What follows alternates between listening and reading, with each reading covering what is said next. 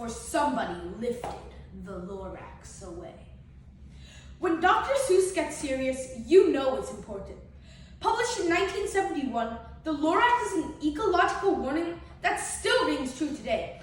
Amid the various environmental dangers that we face. The Lorax by Dr. Seuss. What was the Lorax, and why was it there?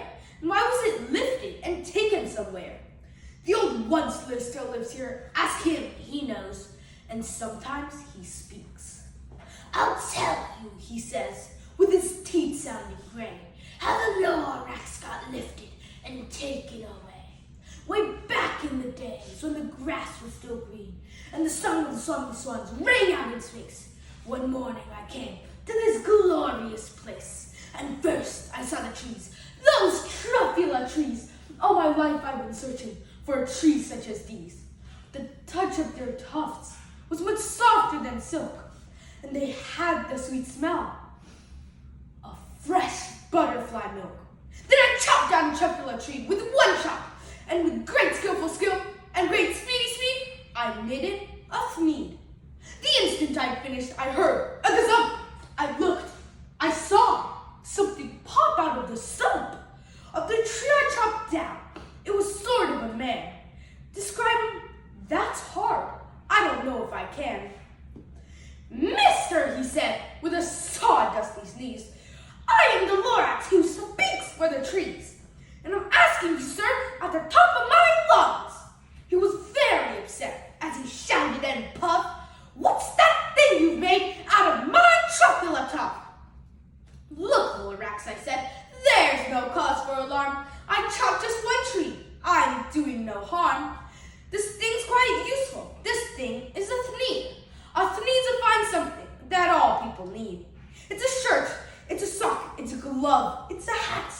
But it has other uses, yes, far beyond that." The Lorax said, "Sir, you're crazy with greed. There's no fool on earth who would buy that fool thneed." I laughed at the Lorax. "You poor stupid guy. You never can tell what somebody will buy." "I repeat," cried the Lorax. "I'm busy," I told him. "Shut up, if you please." I called on my brothers and uncles and aunts, and in no time at all, in the factory I built, the whole Munster family was working full tilt. We were making thneeds 4 times as fast as before. And that Lorax, he didn't show up anymore. But the next day, he knocked on my new office door. He snapped, "I'm the Lorax who speaks for the trees, which you seem to be chopping as fast as you please. But I'm also in charge of the brown barbaloots who played in the shade eating barbaloot fruits. Now, thanks to your hacking my trees to the ground, there's not enough truffula fruits to go around. And my poor barbaloots are getting the crummies because they have no food in their tummies. Good luck, boys," he cried, and he sent them away. I, the Munster, felt sad as I watched them all go. But I biggered my factory, I biggered my roads, I biggered my wagons, I biggered the loads of thneeds I shipped out. I was shipping them forth to the north, to the south, to the east, to the west. Then I went right on biggering, selling more thneeds, and I biggered my money, which everyone needs. Then again he came back.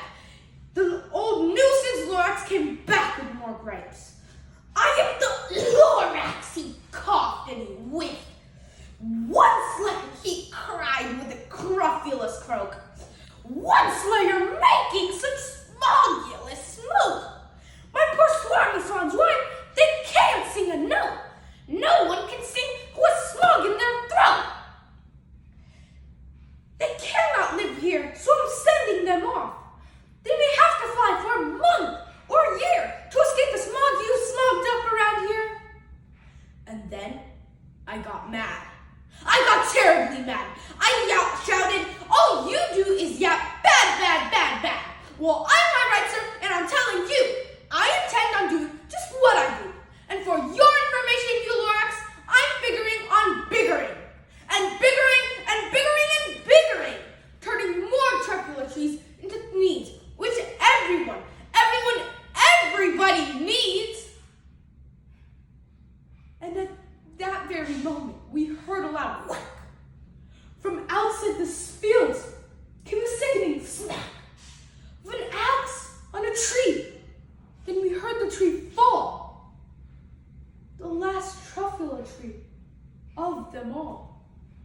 No more trees, no more needs, no more work to be done.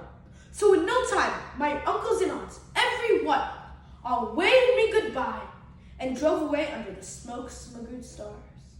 Now all that was left beneath the bad-smelling sky was my big empty factory, the Lorax, and I. The Lorax said nothing, just gave me a glance, just gave me a sad backwards glance. And all that the Lorax left here in this mess was a small pile of rocks with one word, unless. I've sat here and worried away. Through the years while my buildings have fallen apart around me, I've worried with all of my heart. But now, says the one star, now that you're here, the word of the Lorax seems perfectly clear. Unless someone like you cares a whole awful lot, nothing is going to get better. It's not. So catch, cries the one star, you let something fall. It's the last of the truffula seeds. It's the last of the truffula trees. You're in charge of the last of the truffula trees. And truffula trees are what everyone needs. Plant a new truffula, treat it with care. Give it clean water and feed it fresh air. Protect it from axes that hack. And then all of his friends and the Lorax may come back.